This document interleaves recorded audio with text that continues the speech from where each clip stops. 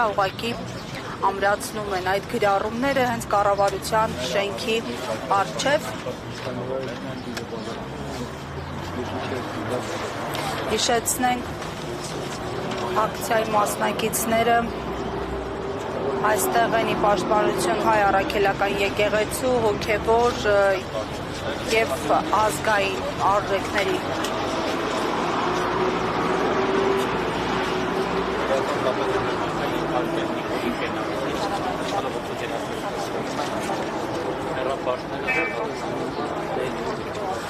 Անդրադառնալով Փաշինյանի գրառումներին եւ դրանք մերթ ընդմիջող սաղմոսներին, նրանք խորհուրդ են տվել Փաշինյանին չարտասանել Քրիստոսի խոսքերը, հենց այս գրառմամբ էլ նշել սրբապիղտն իրավունք չունի արտասանելու Քրիստոսի խոսքերը։